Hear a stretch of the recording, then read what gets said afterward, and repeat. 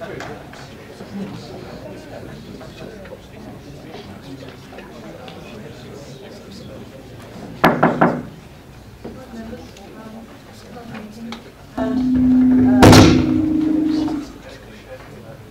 will give us a quick resume. Thank you.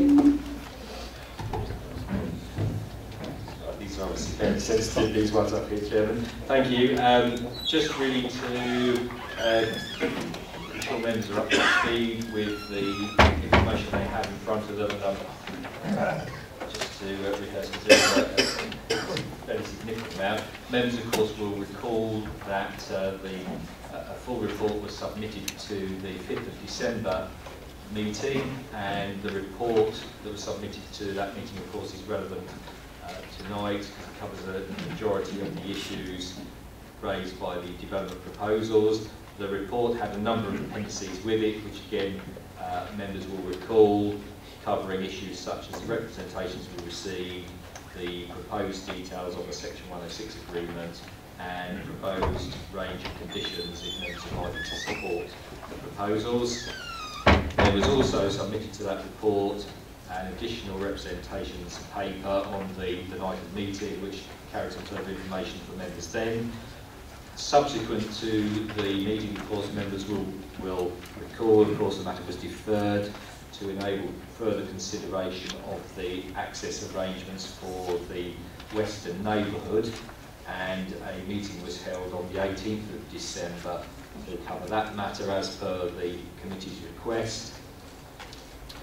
And subsequent to that meeting, a further report has been put together and submitted to members for tonight's meeting to set out the issues that are covered as a basis for that deferral, and at that what we're calling the access arrangements meeting on the 18th of December. And in the report, members have, and they may recall that they were seen at that meeting, the information submitted to the meeting, a note that was prepared by the consortium, and a summary note of the meeting. In addition, we now have essential reference paper tonight, essential reference paper D. It's a list of further representations that have been received subsequent to the previous report on 5th of December. And finally, just to make sure members are fully up to speed, you have an additional representations paper that's been put together today, which covers the very latest information we've received in terms of representations. Much of the latest material has actually been circulated to a lot of the members directly from either those who are commenting on the application or from the applicant. So members may well have seen the information already, but to be sure it's all summarised for you, it's on the additional representation paper for you. I just think members, it might be helpful just to point out to you that there is a dialogue there in relation to the issue about the modelling, and you heard the speakers refer to the modelling and the actual video of the panoramics that's been available on Council's website. There's some commentary on it here that's been referred to by the speakers, but also there's a couple of additional points that are on that note, one of which relates to a Section 106 agreement arrangement in relation to health provision. That was covered at the previous meeting, and lastly to cover a couple of other points that have been raised, as I say, generally circulated to members in any event. Chairman, in the introduction to the report that you have for tonight's meeting, without covering any issues at length at this stage, because members will want to debate those and raise points with us. But we have just provided some advice at paragraph 1.3, that is to give members some guidance in relation to the range of the debate. Again, you've heard speakers tonight refer to the situation we've reached in relation to other issues and their consideration at the previous meeting. Ultimately, if members feel able and sufficiently informed to reach a decision on the proposals tonight, they have to, of course, make a planning judgment, reach a planning judgment, and have to weigh all of the relevant issues in the balance when they reach that judgment. And in order to do that, members may, and the terminology we've used in the report here, members may need to reacquaint themselves. It was over a month, of course, since our previous meeting. They may need to reacquaint themselves with those issues, but they were debated at length previously, and debating the same issues where there's no new information would not seem to be particularly good use of the committee's time. So, Chairman, it's suggested that, of course, we do focus the debate on the basis of the deferral from the 5th of December meeting. Finally, Chairman, the only point I'm going to make now before members debate is that next to me here is Paul Chappell from the Herts Highway Authority. Paul obviously is here to assist with questions in relation to what we understand to be the main focus of the debate. Thank you very much, Chairman.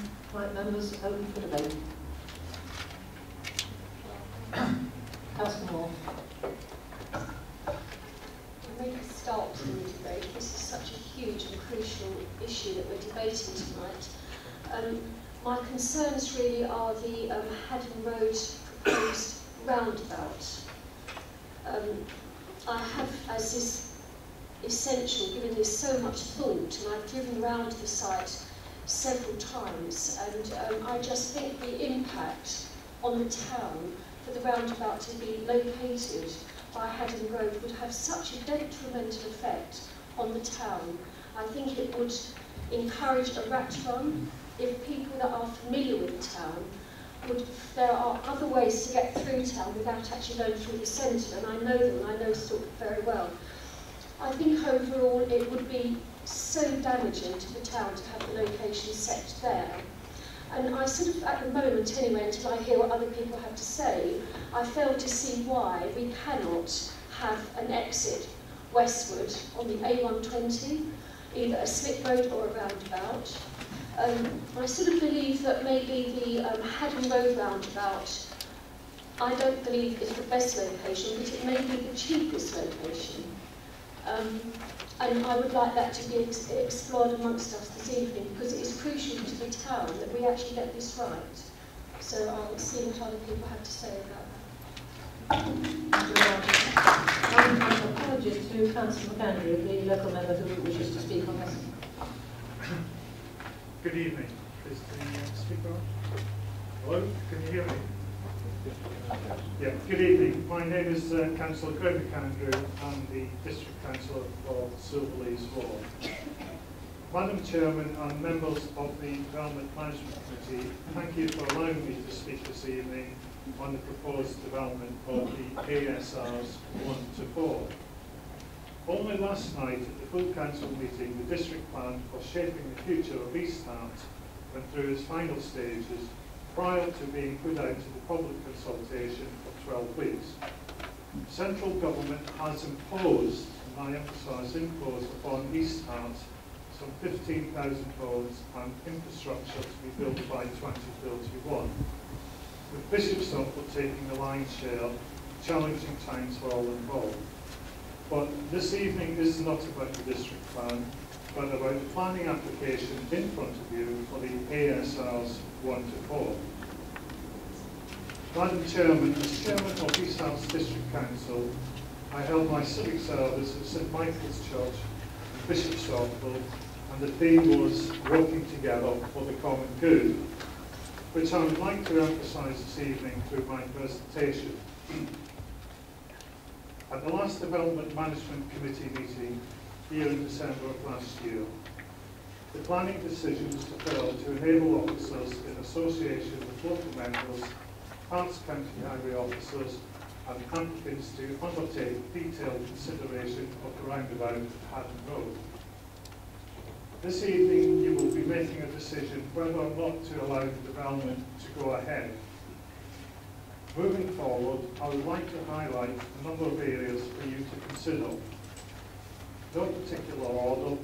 The first one is, a development is not sustainable if transport impacts are severe.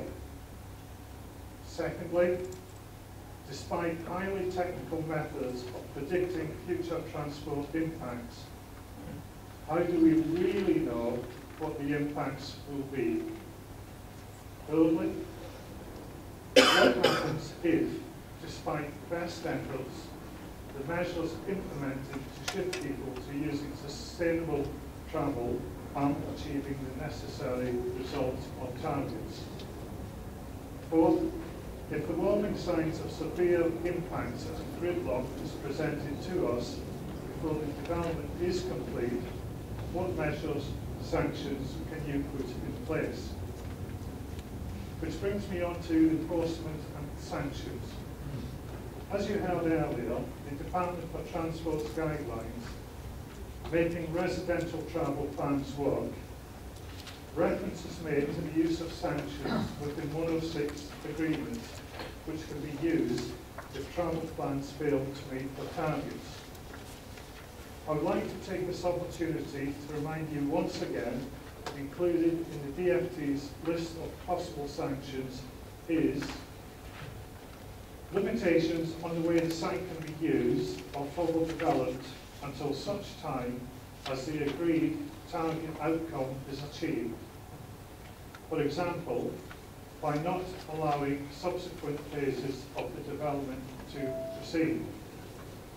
Therefore, if partway through development targets are not being met, we find ourselves in a situation where mitigation options have been exhausted, it seems sensible and essential to have this sort of contingency plan. A last resort, fallback option if you like, but what it does do is ensure that if failure to meet targets means that any further development creates a high risk of generating severe impacts, then that further development should be halted or at least paused until traffic issues are resolved. And if those traffic issues cannot be resolved, then surely development should stop, because the reality would be that it would become unsustainable in the eyes of paragraph 32 of the NPPF. And therefore, by enforcing this type of sanction, the local authority would have the legal strength to protect the future of the town from unsustainable development. NPPF paragraph 32 reads, you should refuse or prevent development if residual cumulative transport impacts are severe, and you should seriously consider this. On the other hand, if this evening you make the decision to pass the development, I must emphasise working together for the common good, and that we need to look at the Department for Transport enforcement and sanctions, such as, and I repeat, limitations on the way the site can be used or further developed until such time as the agreed target outcome is achieved. For example, by not allowing subsequent phases of the development to proceed. That is, the development should be halted until traffic issues are resolved. Madam Chairman, I appeal for polite acknowledgement that we will need to work together to bring about positive changes needed to encourage people to use sustainable travel as a first choice. Otherwise, the town may well experience the gridlock and air quality problems that we want to avoid at all costs. But I also appeal for acknowledgement that despite best efforts, things don't always go to plan. And therefore, having a backup that gives added protection is something to be encouraged and sought after. Madam Chairman, that concludes my contribution. Thank you. Thank you very much, Councillor Henry. I've been very relaxed this evening. I forgot to mention that if we hear a fire alarm go off, please leave find the exits there and there. The kitchen is a final one if the other two are blocked for any reason. I'm so sorry about that. Right, members. Councillor Jones. Thank you very much, Madam Chairman. I feel like saying I'm Spartacus. as well. I'm also the District Councillor for Silverlees. And I think I first of all echo the point that you made earlier about thanking all the speakers. We've got fewer tonight, but it's clear that we're more focused in the sort of areas that we're discussing. And although I don't accept that we need to be confined wholly to issues of roundabouts and western access, I do recognise that there's no wish to replay the whole of the discussion that we had early on in December. I find myself with a degree of sympathy with all the speakers on both sides. I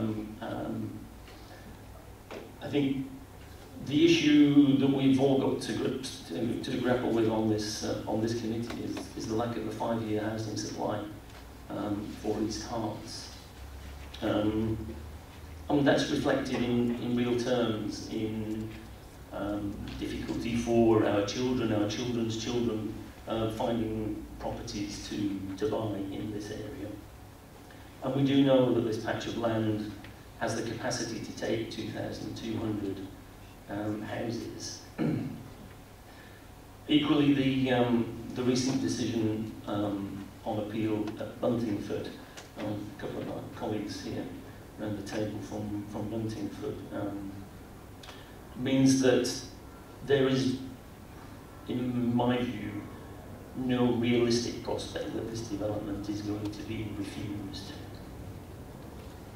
What we can do tonight is to try to improve the sustainability of it, because it must be sustainable. And I find myself in a very curious position of proposing, subject to hearing the rest of the discussion, but proposing that we accept this application, but subject to some amendments. Of course, this is an outline application. We will get a chance to come back at a detailed stage and look at quality of housing design, education in quite a lot of detail. But fundamentally, the issue tonight is about the scale of the development, its sustainability, and particularly the access points. Now, at the last meeting, I proposed that we refuse the application on traffic grounds, and I appreciate that a number of the speakers tonight have encouraged us to go down the same route. I think the reality is, and I've already made a commitment, I'm not going to rerun the same proposal for refusal. I respect the views of my colleagues. I didn't agree with them, but I've got to live with them. So I've no wish to rerun that. We had the meeting before Christmas looking at the alternative access points, particularly on the western side. I'm not sure that either Highways or the applicant went into that meeting with a particularly open mind. I didn't get the view at any point in that meeting that there was ever going to be a change of heart. But I'm afraid, to an extent, we've got to accept that. I mean, we have a set of junctions that an applicant puts in a planning application. That's their choice. And if Highways believe that that's acceptable, then equally that's their professional judgment. And we may take a view that there is a better place for an access. Indeed, I personally think that there may be greater value in an access off the A120. But unless the applicant comes up with that, or unless Highways turn down the existing access, then that's not a choice open to us. But what several of the speakers have said tonight is that there are concerns that the traffic modelling may not prove realistic in the long term. There may be some circumstances where traffic exceeds that is modelled, and there have been a call from a number of speakers for, in their terms, sanctions. And I have a lot of sympathy with that. I mean, this week we've all been circulated with a 4-page document from the applicant assuring us that the traffic modelling is robust. And that's great. But I think it's important that we hold them to that statement. And if perchance they're not correct, then we have a means of mitigating the impacts. Now, a couple of speakers, certainly Councillor John Barfoot said it at the beginning, he quoted a figure, I think, of £925,000 for mitigation, and then there was a later figure mentioned of about £500,000. In the scheme of things, if things go wrong on the traffic front, they are not very large figures with which to mitigate the effects. But I do think there's a basis on which we could strengthen the existing conditions that we've got in terms of traffic flows. One of the conditions put forward by highways themselves, the intent of that was, quote, to ensure that the development traffic is within the predicted levels in the transport assessment, to promote sustainable transport measures and to maintain the free and safe flow of traffic. And I don't think we have any great difficulty supporting that. What we've got to make sure is that the conditions back that up effectively. So one of the two suggestions that I'm going to make tonight is that we strengthen the conditions which allow us to ensure that highways wishes are achieved. And I'll come on perhaps and talk about that a little bit more either later on, what I'm just going to say now, or maybe subsequently. But I just wanted to pick up on a second point as well, because there are two conditions that I think are important in order to improve this application. The applicant has already offered or been cajoled into some 53 or 54 million pounds worth of financial obligations. There's a confidential viability study which I haven't seen, but officers have, which say that that figure is financially viable. It doesn't stop the development going ahead, and it's quite a significant figure. Although we're very conscious from a number of the things that have been said this evening that that isn't sufficient to meet all the demands or all the wishes for Section 106 money. But what's come out since the last meeting that we had is that there's another very significant element of financial contribution from the developer, which hasn't until recently been couched in the same multi-million-pound terms, but results in that sort of contribution. And that is 30.4% affordable housing has a cost to it for the developer. And in an email that I circulated to colleagues on the committee a few days ago, resulting from some information that I picked up just before Christmas, it's very clear that for every 1 percentage point of affordable housing, that costs the developers over £1 million, £1,062,000, more than £48,000 a house.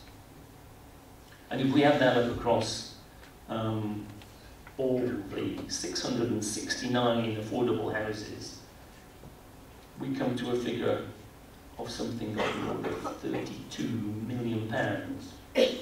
So unless I've screwed up totally in terms of my methodology and my maths, there's £54 million in Section 106 agreements, and there's £32 million on top of that in terms of contribution from the developer as part of the commitment to affordable housing. Now, if you actually have those two figures together, you realise that actually nearly 40% of all that combined sum of money that a developer is contributing is going to affordable housing. And just to take another factor, only 4 million of it, less than 5%, is going to sports and leisure provision. Now, I'm not sure whether we've got the balance right in that area, and I'm very willing to hear other people's views on the Section 106 monies and the use of financial contributions from the developer. But I do know that in the proposals in the local plan for additional housing for Bishop Stortford, Stortford is due to get about 60% of the additional, 60% of East Herts growth housing in the next decade. And okay, some of that genuinely relates to people coming into Stortford. If we didn't let people into Stortford, how would that be? So you've got to accept that some of that housing growth will relate to people coming into the town. But the fact is that Stortford in the next decade is likely to get about twice its proportion of the proportion of houses that you would expect for a place the size of Bishop Stortford. Now, you can make that argument in terms of people coming in, economically active people coming in for jobs and that sort of thing. But I'm not sure you can make the same argument for affordable housing. I'm not sure that what Stortford should be doing in the next decade is encouraging people to come in, not just from other parts of East Herts, but from other parts of the country, to use affordable housing that we've provided. And so I think there's an argument, quite a strong argument, that 30%, over 30% affordable housing is more than we should have for a development of this size in this location. And I say in this location because, again, this is not the easiest access location for town centre facilities. And Stortford is due to get additional development in the goods yard site in the centre of Stortford, which I would have thought is a much better position for a higher proportion of affordable housing. And so I want to make a case that of this £80-odd million that the developer is contributing as part of the application, that we change the amount of affordable housing, not massively, perhaps 5 percentage points, 30.4 perhaps to 25.4%. That's a difference of about 100 houses. And that would release about £5.5 million that the developer wouldn't have to pay towards affordable housing. Now, there may well be, there already have been, some suggestions by the speakers as to where some of that money could go and should go. But the one significant area that I think that Stortford is underprovided, and this development is very much underprovided, is in terms of sports and leisure provision. The report that we had in December made it clear that we were significantly under-providing on the site in terms of sports. And I would like to see the bulk of, if not all, of that £5.5 million that we could release from reducing slightly the numbers of affordable houses, put into sports provision, so that we are not only addressing the needs of this site, but for once, and I don't think there are many things in this development which address broader needs or the current deficits in Stortford. And certainly Mr. Cahill gave an eloquent description of the issues related to community football and the scale of the problem currently. And the scale of the problem is not going to get any less with an extra 2,200 houses.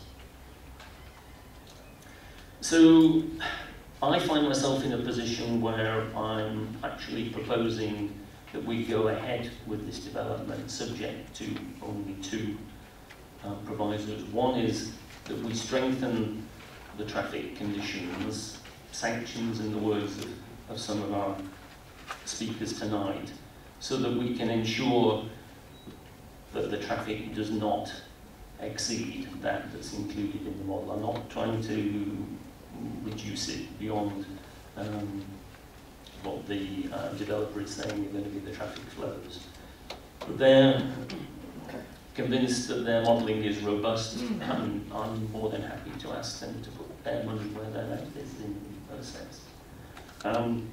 But secondly, I'd like to see, in the knowledge of the cost of affordable housing, which I hadn't understood was quite the scale that it is, that we redistribute the money from about 100 affordable houses to, well, let me put the proposal on the table. Let's put all of that into sport and leisure in Bishopsthorpe.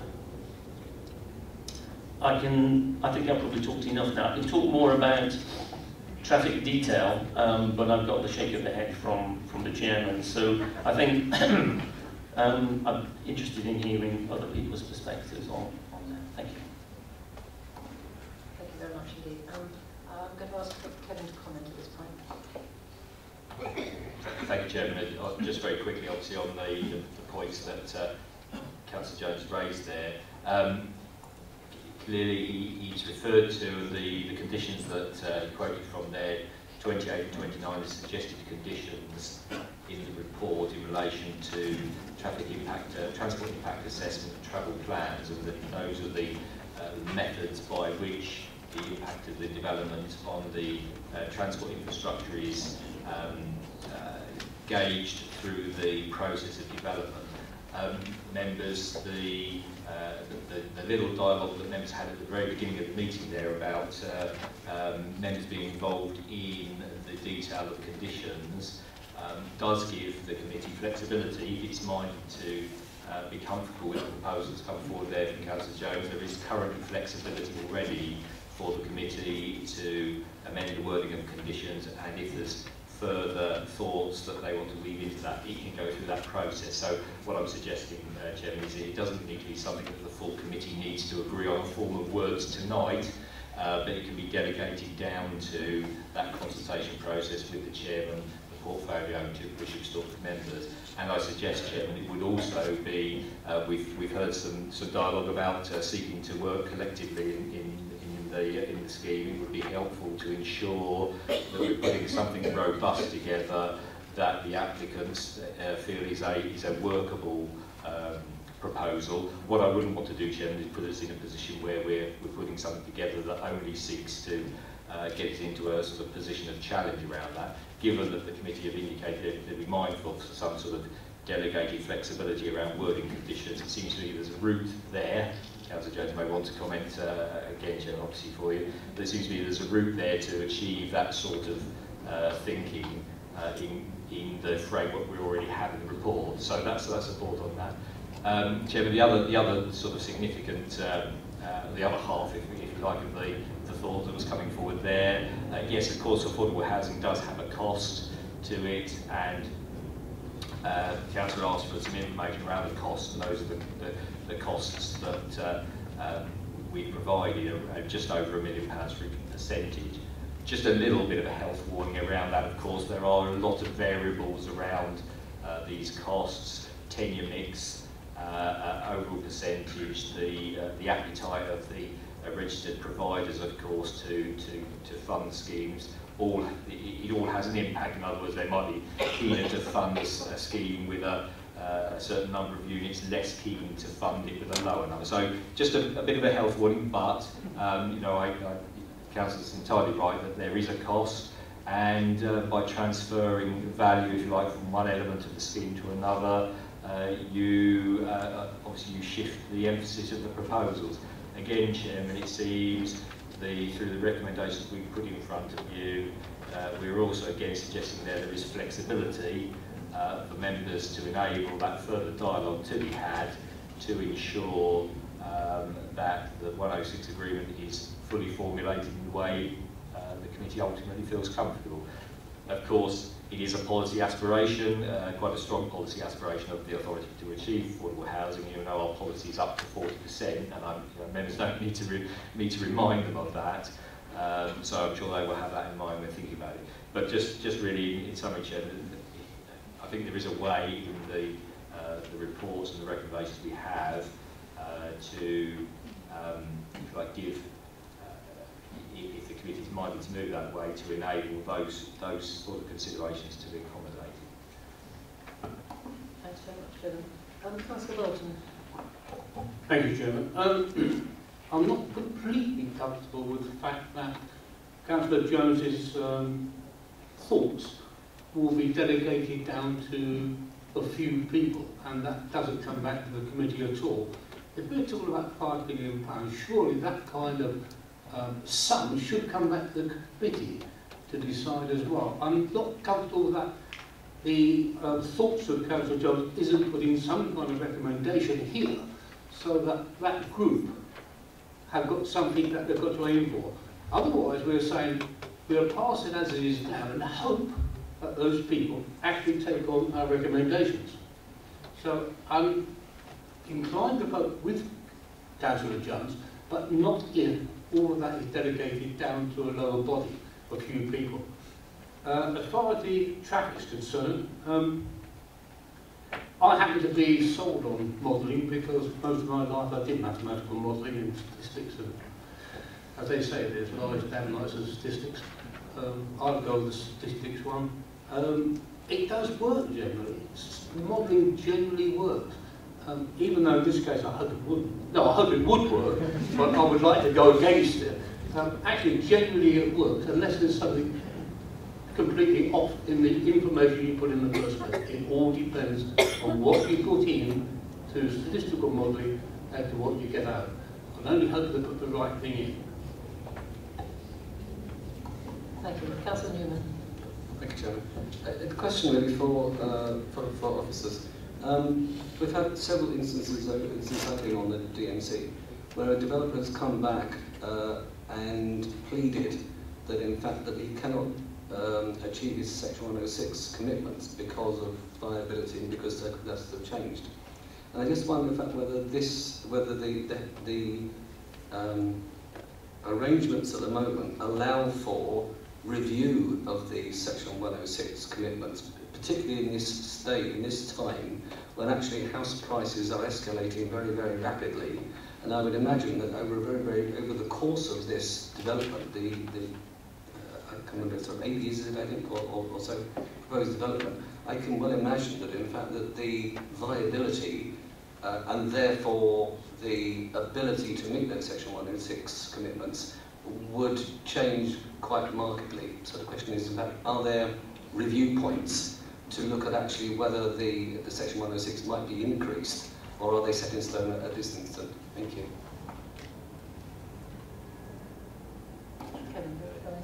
So shall I respond on that one now, Chairman? Yes, there are review points. Charlie will make a point that the timescale of development we're anticipating a fairly robust approach suggests 8 years. Of course, how well can we predict that far ahead? It may well be a longer period. There will be a viability review mechanism built into 2 stages, as we're currently suggesting. So the 106 details are submitted in the 5th of December report. The 750th, by the time of the 750th property, and again by the 1,500th property. So if you like, breaks it up into 3 stages. So that would be built into the 106 agreement. 2 points really to make in addition to that, Chair, that would probably be helpful is that it seems to me again, given that we're already suggesting that viability review process, there is already a mechanism by which Councillor Newman's rightly referring there to the potential. Is there additional value that might be realised through that process? We've already built in a possibility there that if additional funding is released, then we can divert more to any of the funding areas that members feel are a priority.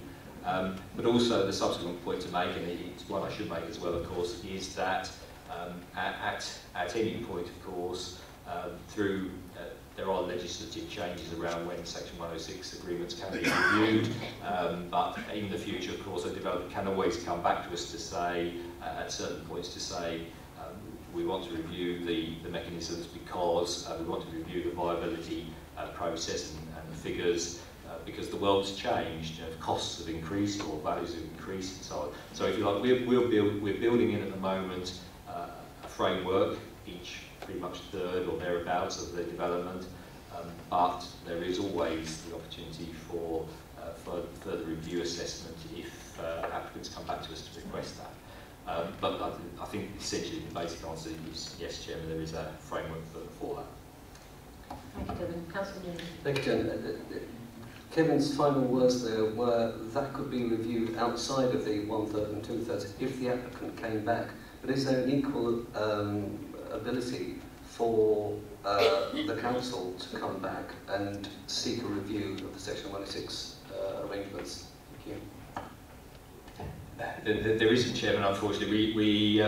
If the committee is supportive ultimately and a legal agreement is signed ultimately, then that's, if you like, that's the position. Hence, we do want to build into this particular proposal two stages of reassessment of viability. So if you like, we're putting in the safeguards from the council's perspective.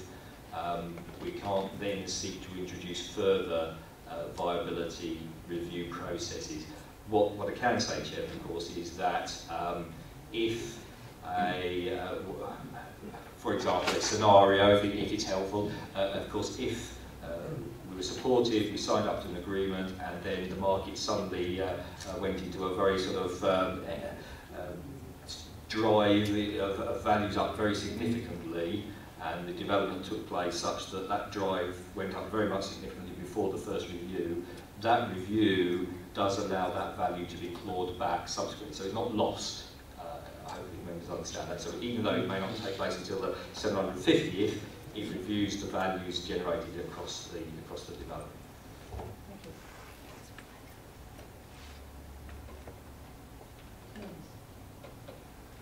Councillor Simons. Thank you, Madam Chairman. I agree with what Councillor Jones has said, but I'm still very concerned about the severe traffic coming into Bishop Stortford and how we can deal with that. And Councillor Jones's idea is an excellent idea, but also to do with the social housing. I don't believe I'm actually saying this because, as you know, one of my things is trying to get more social housing for people that are homeless and sofa surfing within Bishop Stortford. But we had a development in Sawbridgeworth where there was social housing, and the people that are living there, 90% of them actually come up from London. They are not local people, and that's what concerns me. And I agree with what Councillor Jones says, that in fact perhaps the social housing could be reduced and more money go towards the community football.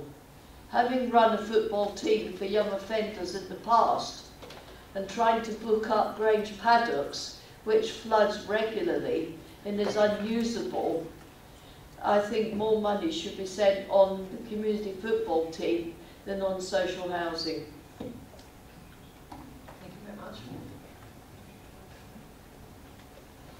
Members, further comments? Councillor Ball.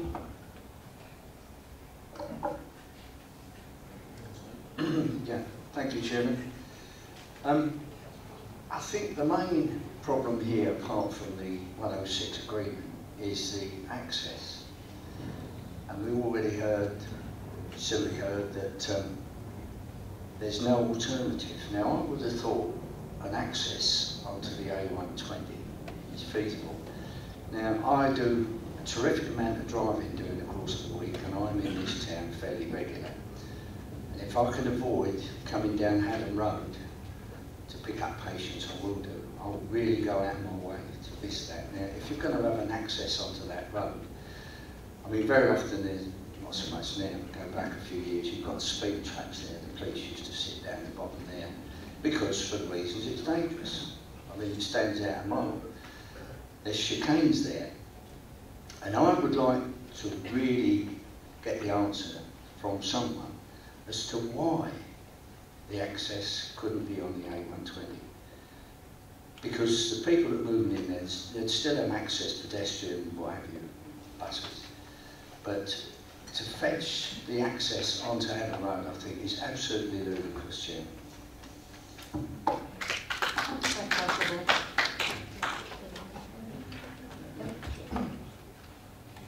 And on to that one. Yes, a number of alternatives were considered as set out in the report on the various options that were considered. At the end of the day, the proposal for an access on the A120 goes against basically the highway strategy, which is not to have new access on the primary route network. The reason for that is that the idea of the primary route network is for more long distance travel. What we don't want is to introduce delay onto the primary route network that would then therefore potentially encourage through traffic and HGVs to divert off of that route and go through the town. So it's about maintaining a high-speed link for through traffic. The proposal, therefore, to have access onto Haddon Road has been modelled, design has been assessed.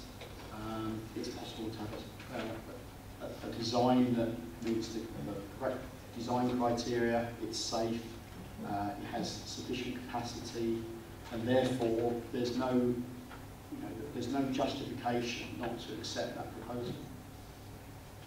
And your comment around introducing a roundabout there may put you off driving down Haddon Road. That sort of fits in quite well, really, because you don't want through traffic using Haddon Road.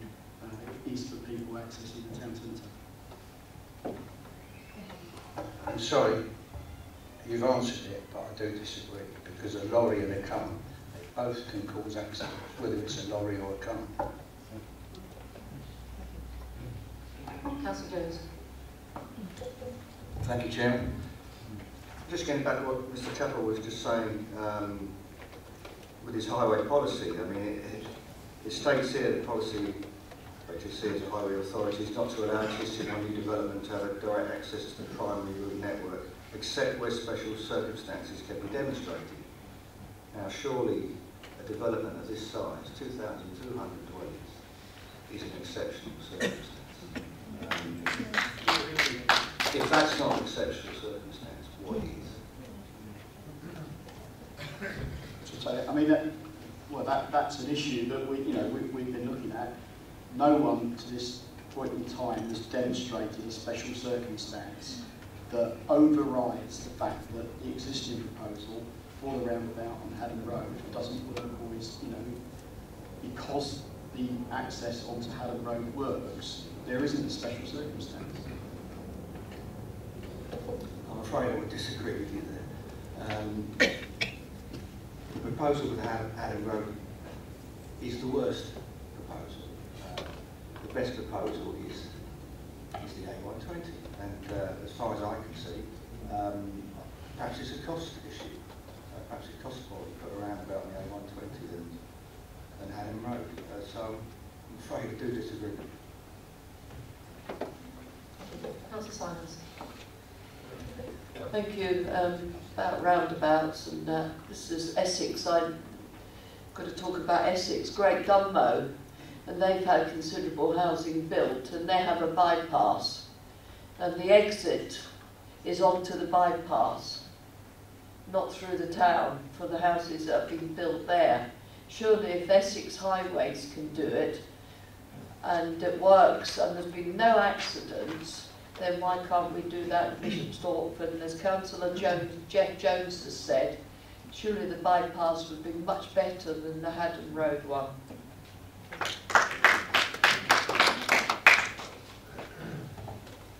Oops. My only comment there would be, in terms of the bypass, I don't know if that's part of the primary route network. But in that case, then I can only assume that special circumstances were demonstrated that justified the access being on that route. In this particular scenario, I'll go back to the fact it comes back to the Haddon Road roundabout access is safe, it meets the design criteria, and it meets the capacity criteria.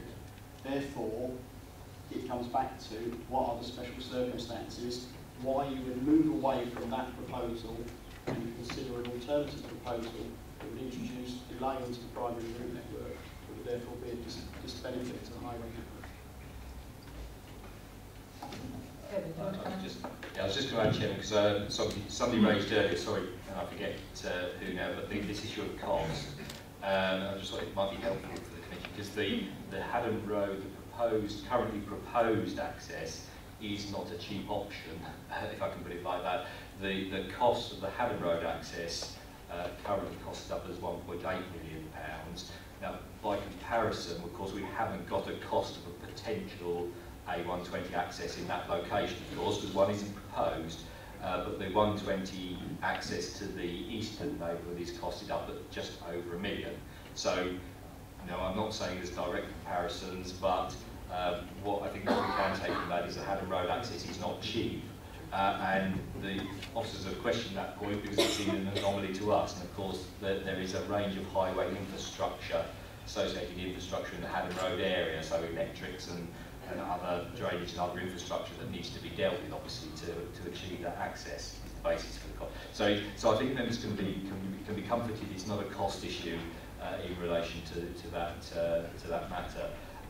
What I would say is, members, of course, we've got to be cautious about comparing our site with another site elsewhere. It may well be other sites elsewhere had one access to a primary route network and other secondary accesses onto the non-primary route. So just a note of caution, of course, Chairman, in relation to comparisons. We need to be sure what we're comparing with. But I thought those 2 points might be additionally helpful, Chairman. Councillor Moore. Thank you, Madam Chairman. I may be missing something here because I've just received this evening, and it does say under the Highways Authority heading, it says the Highway Authority has commented on the additional information, noting that the high vehicle numbers turning into Haddon Road does model a worst case scenario. So am I missing some of the new additional information? I mean, where is... This is what's stated here, and I've highlighted it. I'm guessing that relates to the video clip and some of the turning movements shown there, and where the video clip that's on the website, the one that's been selected does show quite a high number of vehicles turning into Haddon Road, which was higher than had been in a sort of a survey that was observed this week. So, I mean, are highways now saying that it does, turning the Haddon Road, turning in, does represent a worst case scenario? Is this what highways are now saying? No, what that means is that the numbers of vehicles used in the traffic model is a worst case scenario, i.e. the assumed numbers of vehicles making that manoeuvre is higher than in reality. So they were overestimated rather than underestimated. I just wanted to clear that point up.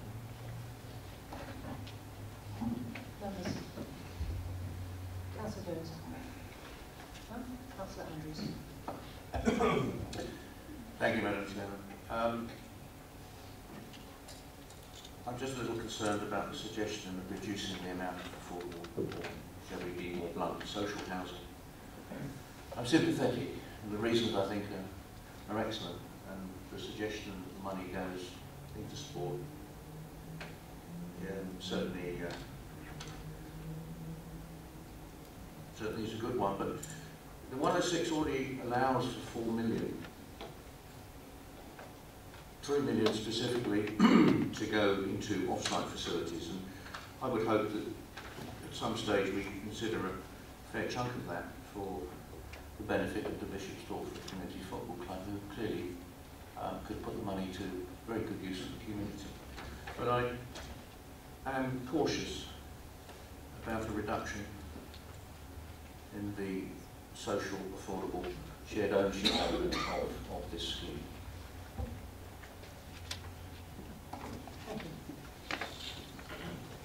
Councillor Jones. Thanks, Madam Chairman. It's good to hear the range of comments around from my colleagues in response to what I was suggesting. So we've got Norma Simons, who seems to be comfortable with the reduction in social housing, and David Andrews, who's less so, but hey, wasn't it always thus? Just to pick up, I mean, the report, the December the 5th report, makes it very clear that the proposals in terms of sports provision are massively down on what our own very recent strategy proposes in terms of the sports provision. The application only includes 2.5 hectares, less than 2.5 hectares, and the strategy for playing pitches on the site would suggest between 6 and 7, closer to 7. So there's a massive under provision here, and there's always going to be a balance. Many of us committee members have been involved in exercises trying to divide up the cake between appropriate, deserving causes, and there'll never be enough cake to go round.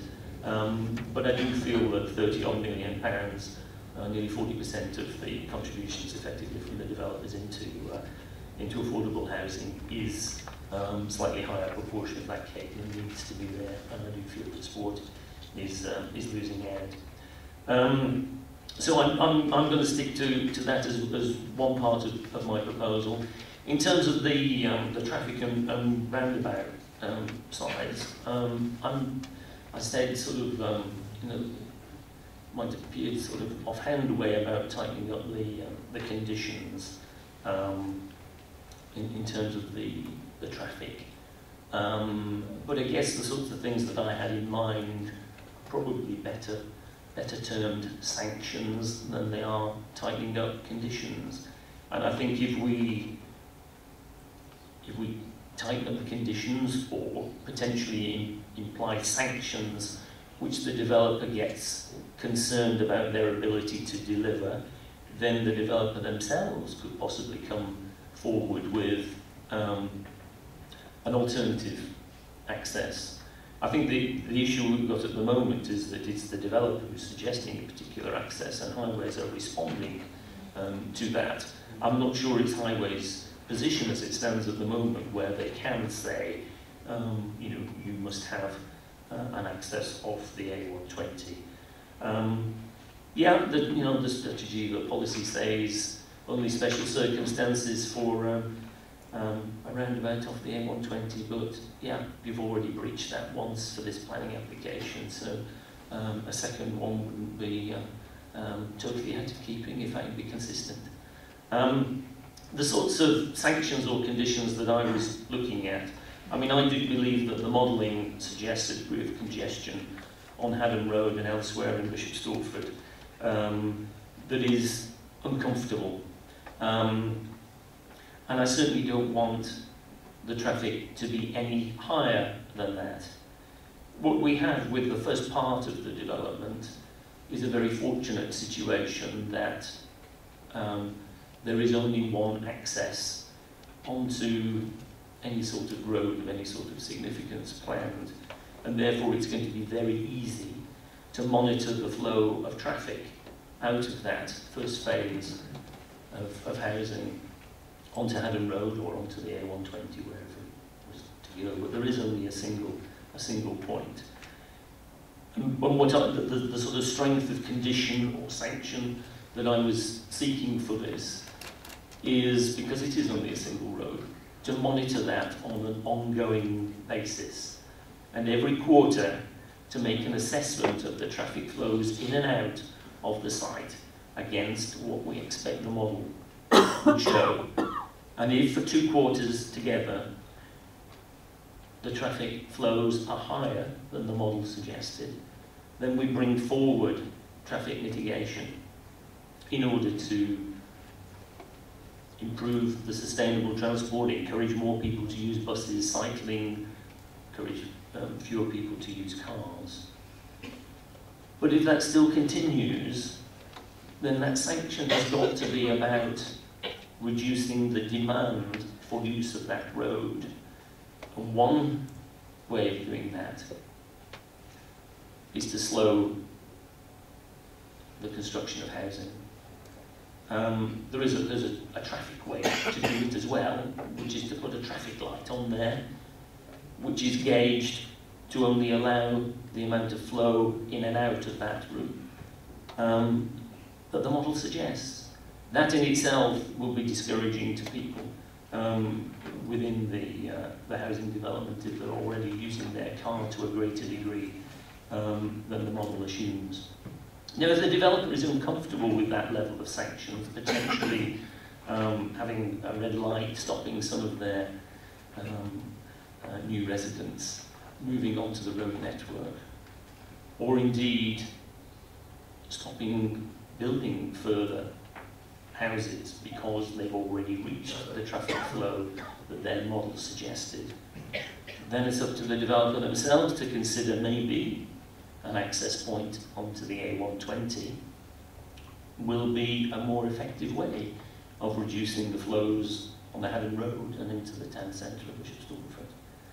But that's, don't be under any illusions. If I'm involved in any way, shape or form in dealing with the conditions for trying to ensure that the traffic flows match and do not exceed those in the modelling, then that's the sort of level that I'm expecting to work at.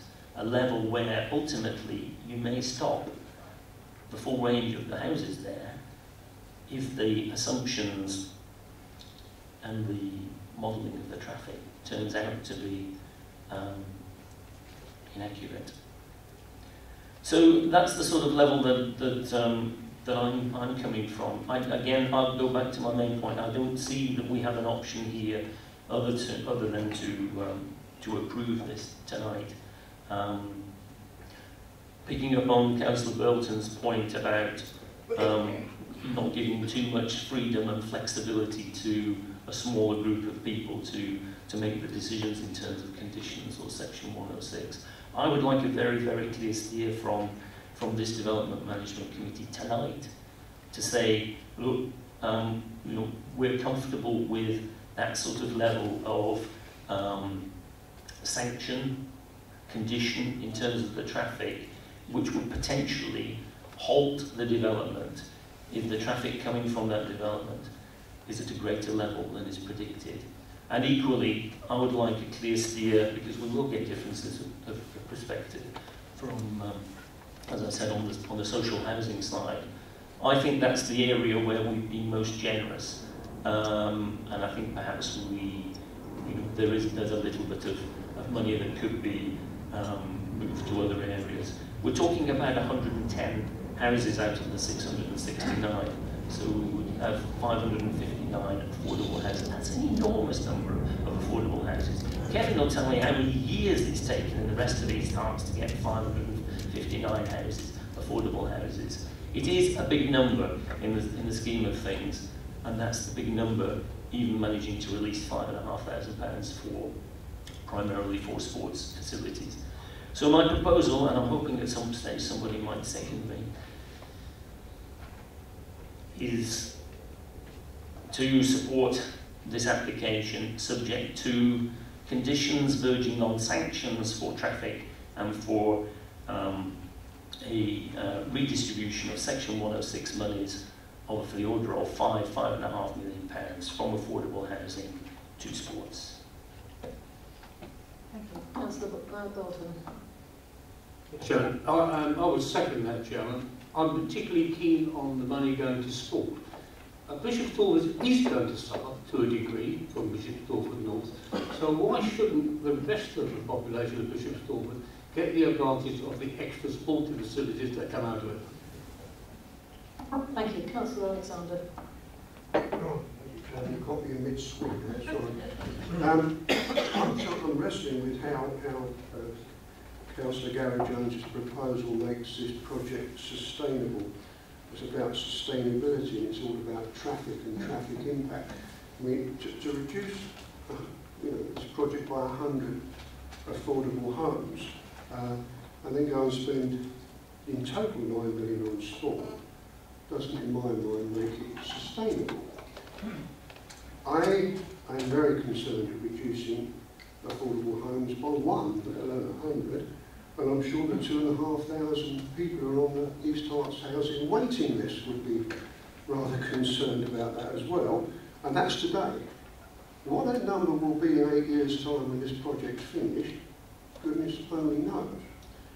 However, I still believe this project should be granted, but what does worry me is that the 9 million there for sport, the extra 5 million by reducing the 100 affordable homes, I believe that would be better spent in a contingency for the highways should this not work, this model not work in the future. Because £500,000 is going to buy absolutely nothing. 5 million could buy an awful lot. Thank you very much. Councillor Moore. I'm struggling at the moment just with Councillor Jones's proposal. I don't feel I could agree with a reduction in social housing because we know that there are over 3,000 on a waiting list. So that's one aspect of it. And the other aspect is about once the development has started, and I do believe in development in the sense that I know we need homes, undoubtedly.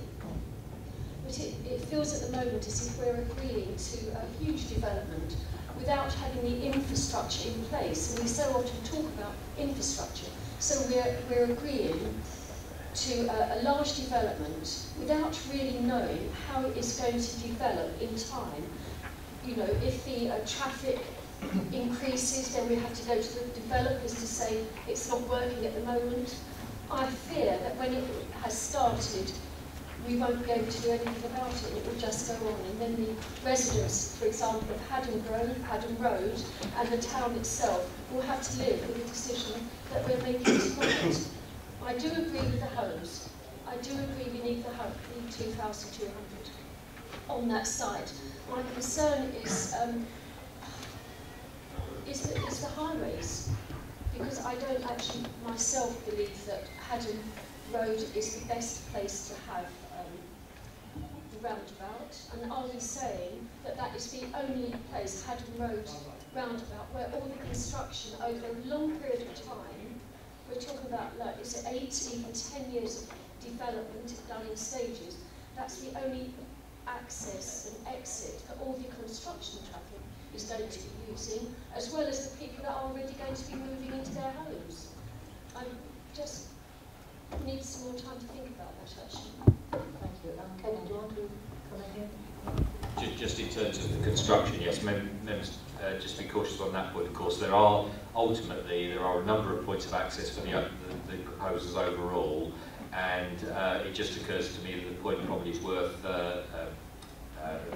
raising again here.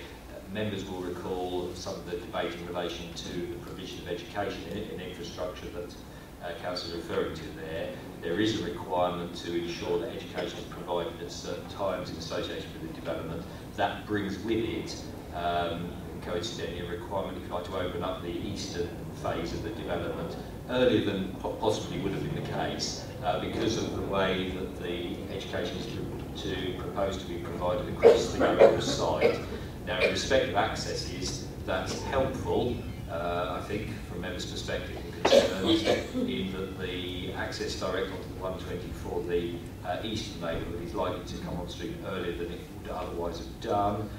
and separately to that, of course, access arrangements for construction traffic can also be subject to agreement through conditions. So, for example, there may be the potential for either other points on Haddon Road or elsewhere to be used for construction traffic. So I think members don't necessarily need to be so concerned in relation to the entirety of construction traffic coming through this proposed access point. That could be spread at other points around the development as the development proceeds and as appropriate for that particular time. Thank you. Councillor Newman. Thank you, Chair.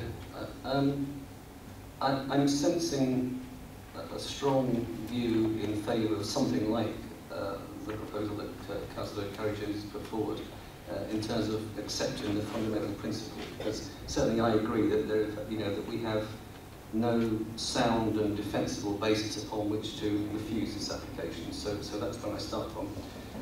But I understand the view that at the moment, in terms of the contributions, there is an answer, there's a suggestion as to both the size of the pie, but also how we share out the pie between the various worthy causes. And it seems to me that the priorities might change over time, and that in fact that if in 2 or 3 years' time we actually find that traffic really is the big issue, and then in fact that the £500,000 which is earmarked at the moment is inadequate for mitigation measures, then we ought to be able to do something about that.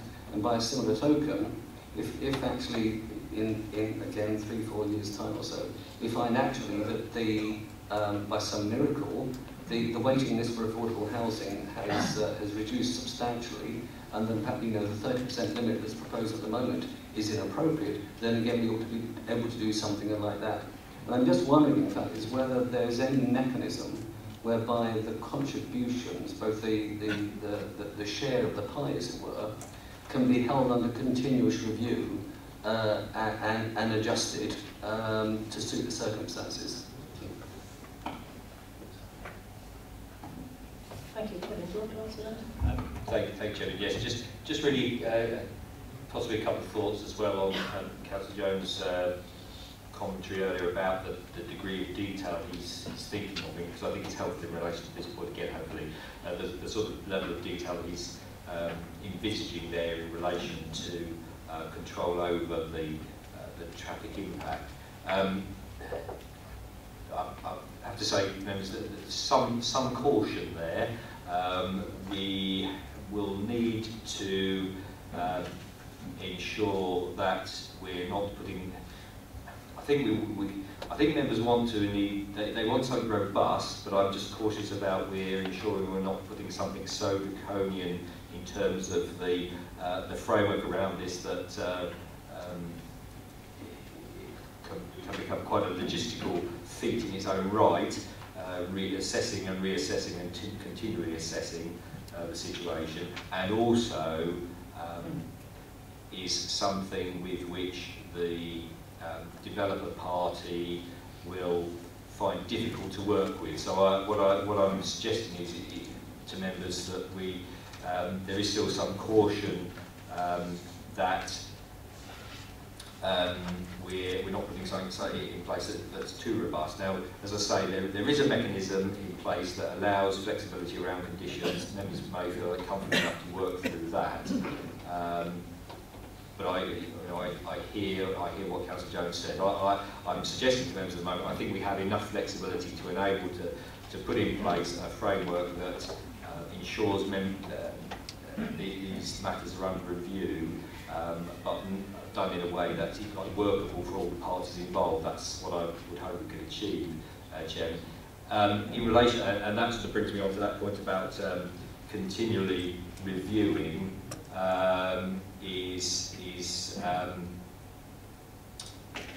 we also have to be cautious again, because we spend so much time reviewing that we don't actually get on with developing.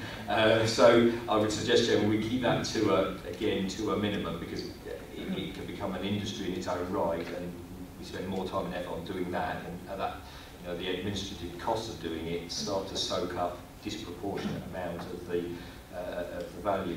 Just one other thought, Chairman, that's been raised is, of course, ultimately in relation to the legal agreement process, we do need to be mindful of the degree to which contributions from the development are being put towards the various causes that we've heard. We've heard about all the various causes. And ultimately there's a set of regulations around it that seek to ensure that the development is only meeting, if you like, the needs that are generated by the development, or if there are particular deficiencies that are going to be exacerbated by it. So I urge, just in that respect, urge some caution about transferring what is quite a significant proportion of funding away from one identified and council priority area, affordable housing, to another which, yes, we all acknowledge again is worthy, but we just have to have some caution about the degree to which we're shifting the emphasis of the funding there. I know, again, Councillor Judge referred to the under provision. Now, there is under provision in terms of direct provision on the site, because you'll know there's some direct provision being made available. But of course, then in addition to that, at the moment, we have the funding that would be used to provide facilities elsewhere. So just a little bit cautious about too significant a shift, Chairman, in that ultimately a decision may be challengeable around we have got a policy priority background for seeking that shift. Our articulated policy priority is around, very much around affordable housing provision, so is a regularly articulated policy aspiration, Chair. So just a caution around that. Thank you, Kevin. Councillor Jones. Thank you, Chairman. A few things there. I mean, if the will of the committee is to shift a smaller proportion of the money, then I'm happy to consider that. I do think there's a clear under provision of sports facilities for this development. It doesn't meet our strategy, and I know there's an alternative where at least some money goes to existing clubs, and those clubs are brilliant and they do great things, but they're all private member, significant subscription clubs. So in terms of the average new resident of that site, I'm not necessarily sure that those individuals will gain benefit from that. So happy to juggle a little bit with the sums of money. I do want to get fairly strong in terms of the traffic mitigation. Certainly in the first 800 and odd houses in the first phase, there is basically a single entrance and exit point to that site. It is not onerous or expensive in order to monitor traffic flows. And the whole point of doing this is to be able to keep the traffic to a level which the applicant describes on more than one occasion as robust. But we have to have some means of ensuring that we keep to that. And if that's draconian in Kevin's terms, then so be it. It's useless if we don't have something that has some teeth attached to it. And I'm keen that we get away from this meeting with some sort of clear indication from around the table that we can at least have a go at applying some significant conditions, sanctions, whatever, however you want to phrase it. I'm not trying to reduce the traffic beyond the level that the applicant says is modelled for that unit. But what I am trying to do, and what I haven't touched on, there will be other developments on Haddon Road. There is, the local plan talks about 250 houses or a new secondary school. They're not modelled into there. I'm sure the Haddon Grove people will be really chuffed to find that fire engines and the access to 250 houses will be modelled through their road.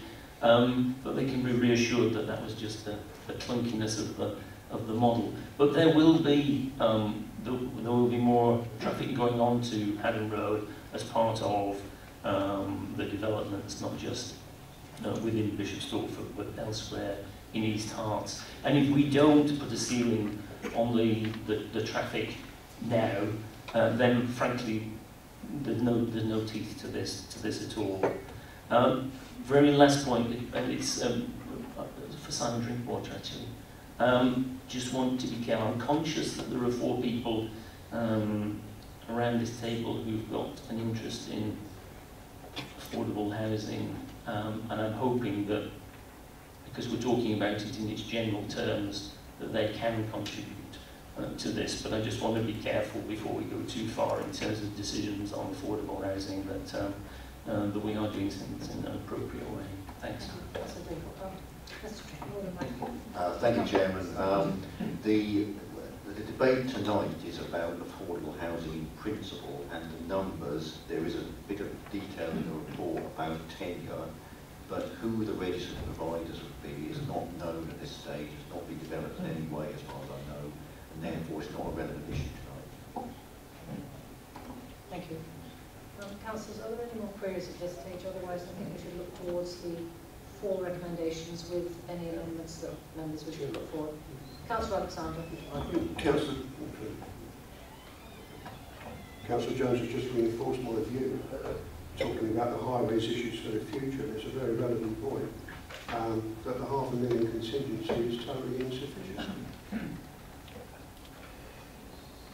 I agree with that. Councillor Jones. I'm happy that 2 of the 5.5 million that I've talked about goes to highways and the rest goes to sport, if that's something that would garner more support from around the table. And that money would come from? Same source.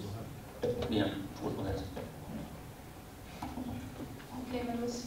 If there's no further comments or questions, we'll go to page 10 of the report, where we have 4 recommendations, and there may be some amendments.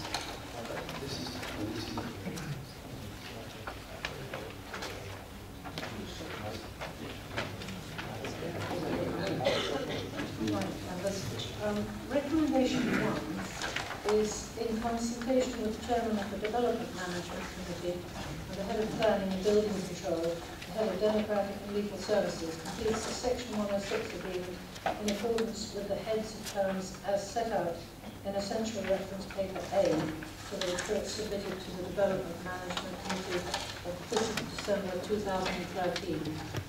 Councillor Walton. Did we add 2 principal members and the executive members to that? We're going to add that to 2 and 4, unless you feel it's essential that we add it to 1 as well. Can anyone comment? I see no reason why it shouldn't be for all of them. Chairman, it might be helpful. Essentially, of the 4 recommendations you have there, the first one is that members are supportive of a legal agreement, and the second one then introduces that level of delegation that members can give a view on whether they're comfortable with.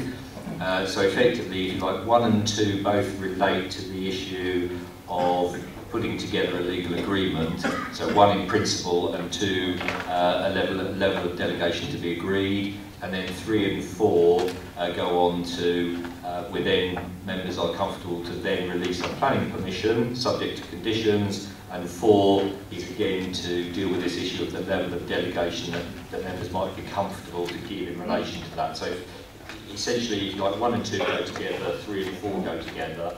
I suggest, and it's not necessary to introduce further member involvement in numbers 1 and 3, because that's catered for by numbers 2 and 4. Councillor Jones. Thank you, Chairman. Recommendation 1 relates to Section 106 agreements. It refers to a paper which is at the back of the papers from December. I believe that the proposal that I made, which was seconded by Councillor Bilton, actually covers that ground, and we should be voting on that rather than on the recommendation. Thank you. Would you like to then put your proposal in form? Yeah, I would. But what I would seek just immediately before that is some guidance from colleagues around the committee, because I did suggest that I could be flexible in terms of money going to both sport and additional highways. If there's a, I don't know, maybe I should I'm not sure whether I put the original one or the one that I've suggested reflected some of the later discussion at Councillor Alexander. Are you confused with yourself, Councillor James? No.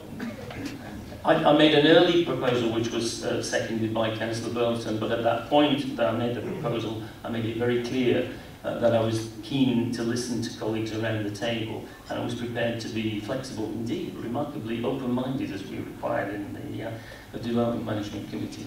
At least that's what I'm trying to do, Chair. Thank you. Very commendable. Councillor Alexander. I'm just going to declare now, Chairman, that I could not vote for reducing the affordable home quantity to the home from the one that's proposed down by 100. I couldn't go. Councillor Bedford. Thank you, Madam Chairman. I feel the recommendation as stated on page 10 is sufficient. I don't think there's any alterations or additions. We've had a proposal, though, from Councillor Jones, which we need to have clarified, I think. Sorry, can I ask Councillor Alexander if you would be prepared to accept a lower reduction in the affordable housing, or whether he sticks with exactly the figures that we talked about? Our policy in this council is up to 40%, and that is what we're trying to maintain. This doesn't actually get anywhere near the 40%, and we're looking at reducing it even further. So Councillor Moore. I was just going to agree with Councillor Alexander that I couldn't agree to reducing the social housing numbers. Councillor Jones. Right, well, I think I need to go back at least to test the view amongst the rest of the Development Management Committee. I am conscious that there are 4 people around here with pecuniary interest in at least one of the major housing associations here. But I think because of the reasons that I explained earlier about the scale of this and the fact that it isn't really addressing affordable housing needs in East Herts, it's more to do with bringing people in from elsewhere because of the scale of the affordable housing. So I will go back to my original proposal, which was seconded by Councillor Burleton, which is that I would seek a reduction of 5 percentage points from 30.4% to 25.4% of affordable housing. That's a reduction of 110 houses, and it will release approximately £5.5 million for other purposes. I'm happy that some of that money goes towards highways, but my proposal was that the majority of that goes towards meeting sports provision, which is necessary for this development, and particularly addresses the concerns raised for the community football club. And the second element of the proposal is strengthening the conditions on the traffic modelling such that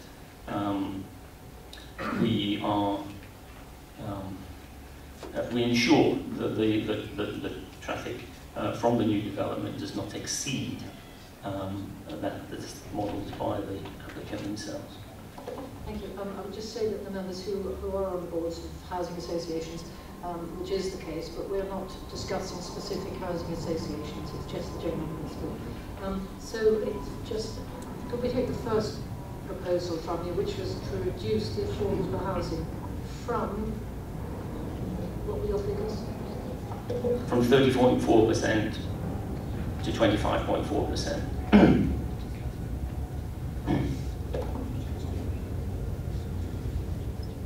The proposal put forward by Councillor Jones is to reduce the affordable housing from 30.4% to 25.4%, yes? Members, all those in favour of Councillor Jones's proposal? Madam Chairman, point of order. Does the seconder agree with that, Chairman? The second was Councillor Bolton. Yes, Chairman, I do agree with that, and I thought we were going to say where the money is going to go.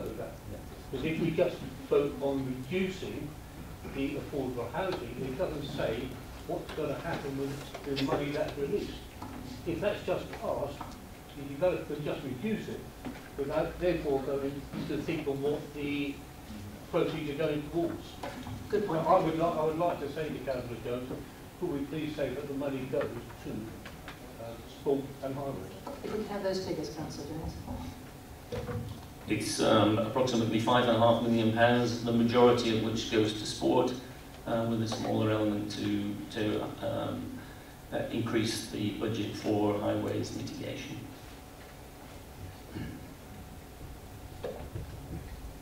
Right, thank you. Members, do you agree with that proposal? Seconded by Councillor Dunn. Sorry, Kevin wants to comment. Sorry. Chair, can I just comment there? Hopefully, helpfully, Chairman. I think certainly Councillor Jones, for the moment, members I think can concentrate, when thinking about the first recommendation, can just concentrate for the moment on the Section 106 agreement. So come back to the issue Councillor Jones is raising around the conditions in relation to recommendation 3. So I think members can set that aside for a moment and just concentrate on the legal agreement. I think there's a workable proposition in there, Chairman, in that what I would say is stick, obviously for members to give their view in a moment, stick to the figure of the percentage, because the monetary value may have some variation in it.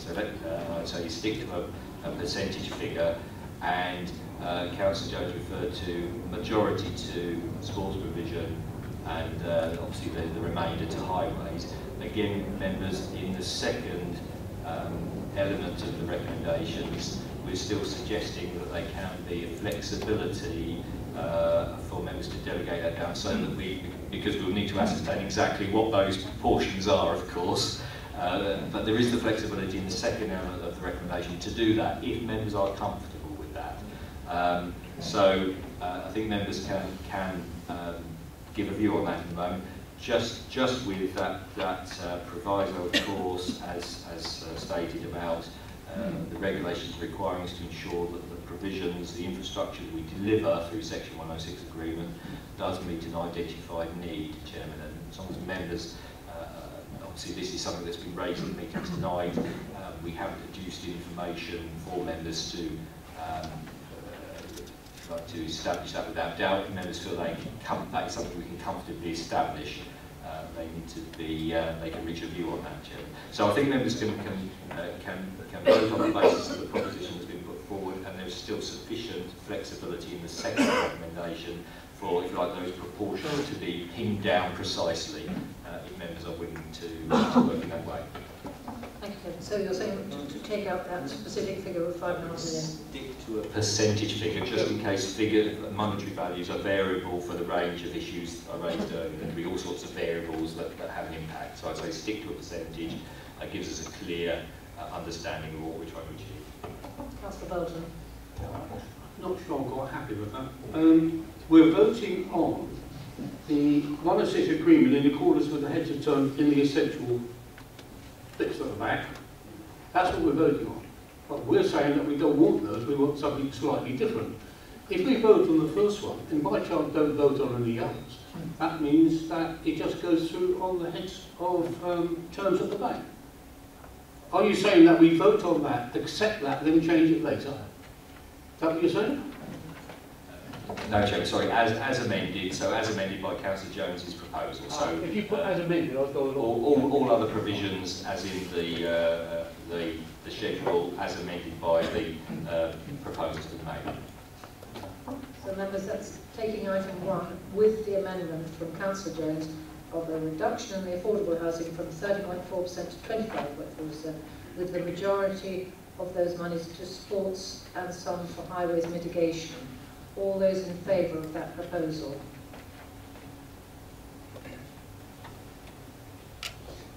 And those against?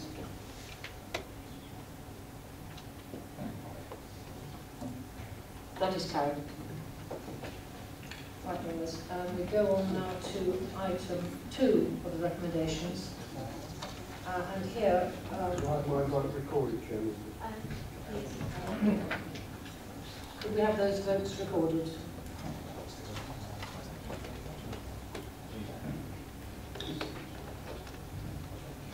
Peter, can we have those votes recorded for those against, which was Councillor Alexander, Councillor Moore, Councillor Andrews, and myself, and Councillor Bedford.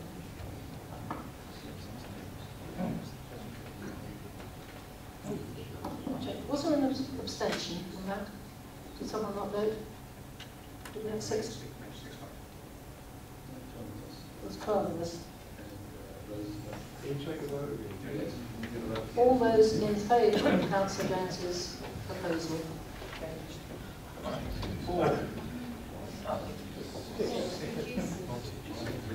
And those against?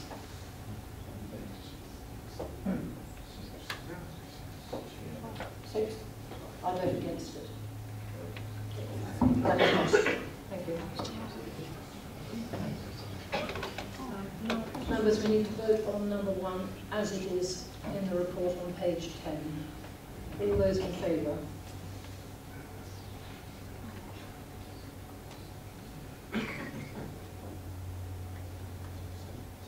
And those against? That is carried. Thank you. Now, recommendation 2, in consultation with the Chairman of the Development Management Committee, Executive Member for Community Safety Environment, plus any 2 members who represent Bishop Stortford wards and who are members of the committee, and the Head of Democratic and Legal Services, the Head of Planning and Building Control, be authorised to make amendments to the head of terms, the scale of financial contributions to be assigned to the various service areas referred to in the heads of terms, and the service areas to which financial contribution should be assigned, and the Head of Democratic and Legal Services be authorised to complete a Section 106 agreement, as may be amended in all cases, to ensure a satisfactory development. Councillor Jones, did you want to speak? Yeah, just a clarification. Am I right to say that the point about strengthening the conditions on traffic is still to come in a later recommendation? Yeah, yes, Chairman. The recommendations 3 and 4 deal with the issue of conditions. So 3 is suggesting conditions as set out in the schedule, and 4 again suggesting a delegation around that. So we can return to Councillor Jones's point there, Chair. Thank you. So members, we're voting on recommendation number 2. All those in favour?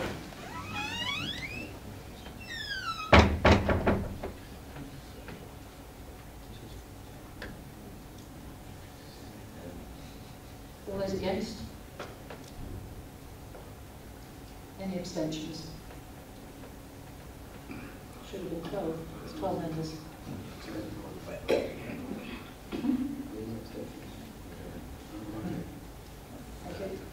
Right. Recommendation number 3.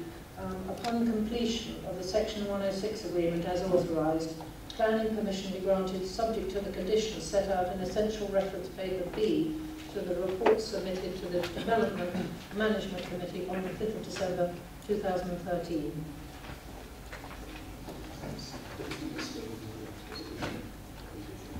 Councillor Jones, do you want to add to that? I think so. That's the appropriate place to strengthen the conditions. I can't find a particular part of B.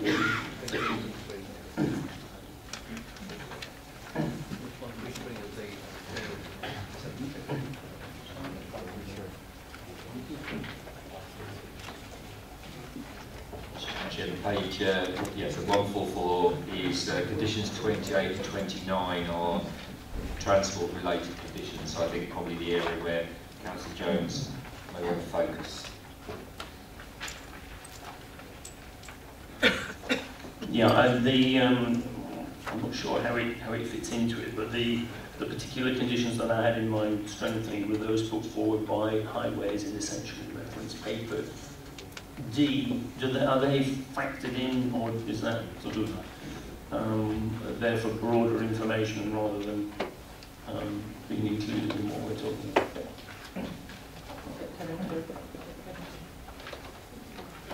I'll get Kevin to respond to that one. Page 176 and 177.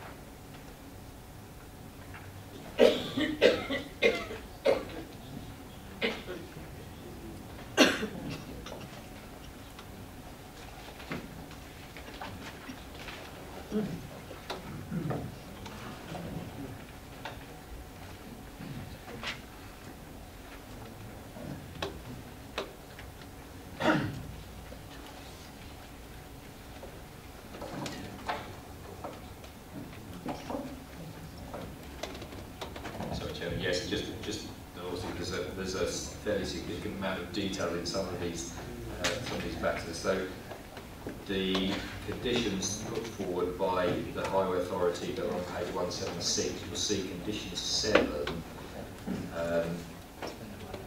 does refer that there is a greater level of suggested detail in there as opposed to the condition 28 and 29 that we worked up to into the central reference table. So conditions suggested condition 7 talks about mechanisms of continual review of the transport impacts. Now we built that into what we've called monitoring of the transport impacts of the development of the traffic plan. So if you like, that detail effectively is subsumed into that, but if members feel that summary has lost some of that detail they feel is important, then we can bring that out again in the condition.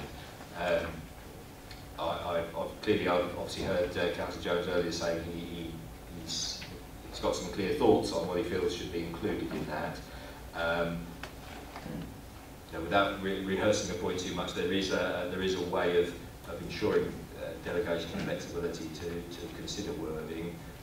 Possibly a way forward, no more than suggested members, is that possibly the Councillor Jones again wants to reiterate, because he had some clear points earlier about areas he feels should be covered. If he wants to articulate those now, and then if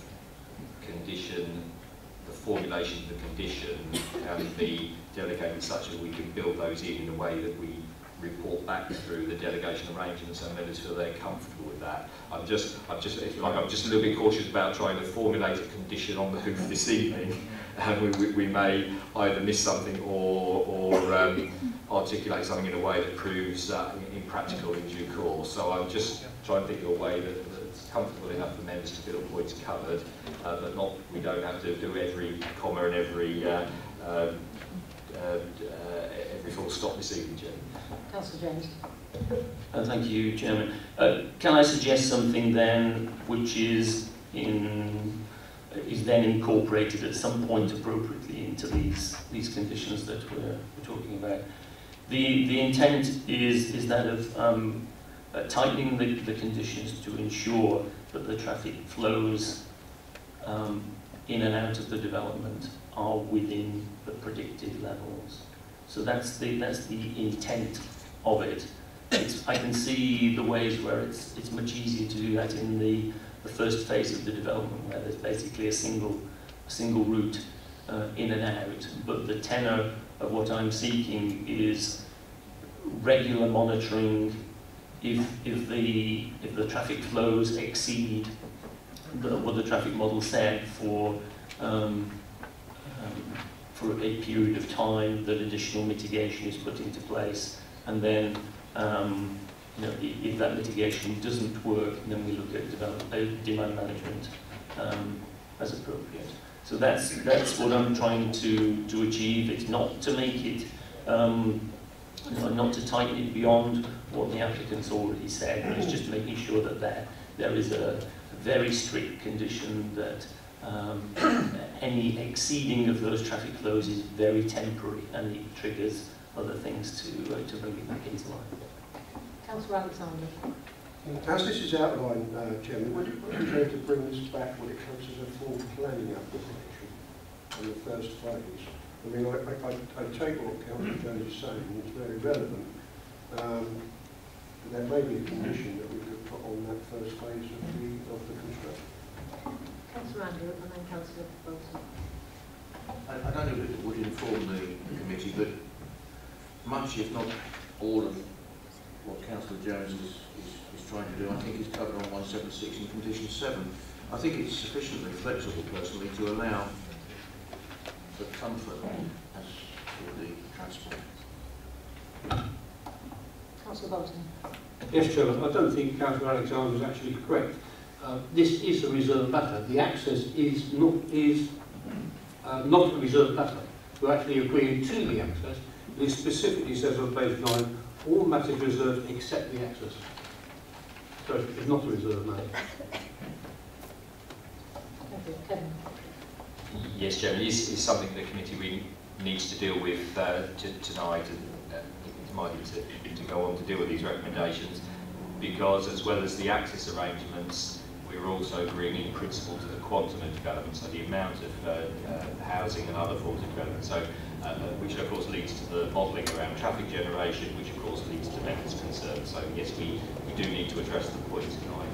I think if it's helpful as a suggestion, Chairman, do members want to an amendment to the recommendation there to build to ensure that the appropriate conditions dealing with traffic modelling, building requirements for monitoring to assess levels against those predicted, the modelling levels, and to ensure that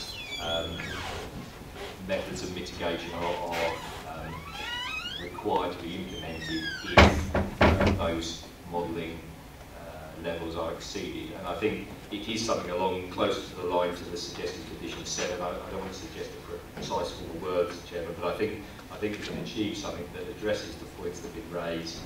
It's so closer to the suggested condition 7, and if members subsequently are happy with a delegation process through recommendation 4, we can ensure that those who are involved in that process are comfortable with the final result of that change.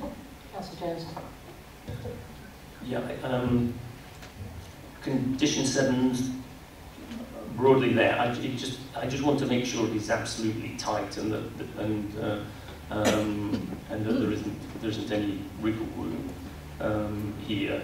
It talks about during the construction phase. I guess that's the whole phase from the first building to the last and on completion. So yes, but I'm looking for something which is regular and frequent within that, such that we can make timely interventions if the traffic flows are above what they should be. Thank you. So are you happy that this goes ahead, that we vote on recommendation 2 with the amendment that we have the wording yet to be decided exactly, but it's to ensure the traffic flows are within the predicted limit?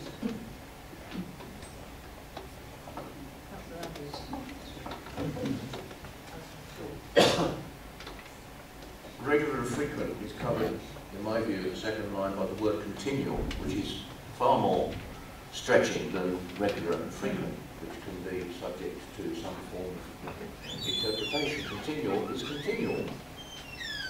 Start and finish, with no gaps, no pauses, no breaks.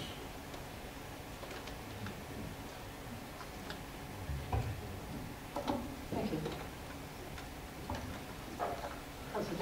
I'm just looking at condition 8 and wondering, because there are some elements of that I think that are covered as well in what I'm trying to see, and that was the one that I actually quoted, to ensure that development traffic is within predicted levels in transport assessment to promote sustainable transport measures and maintain a free and safe flow of traffic. If we can ensure that the two of those are captured in the conditions and that the intent is to apply those rigorously, then I'm satisfied. Thank you. Are members aware of what is being added to this one, number 3? Yes? Could we have a vote on it, please? All those in favour of recommendation number 3? Amended. As amended. That is carried. Thank you. And the recommendation number 4, in consultation with the Chairman of the Development Management Committee, and I think we need to add here, plus the executive member of Community Safety and Environment, plus any 2 members who represent Bishop Stortford wards and who are members of the committee, the head of planning and building control be authorised in advance of the issuing of the planning permission to add or remove conditions and directives and make such changes to the wording of them as may be necessary to ensure clarity and enforceability and to ensure a satisfactory development. Can we have a vote on that, please, members? All those in favour? Thank you very much. That is carried.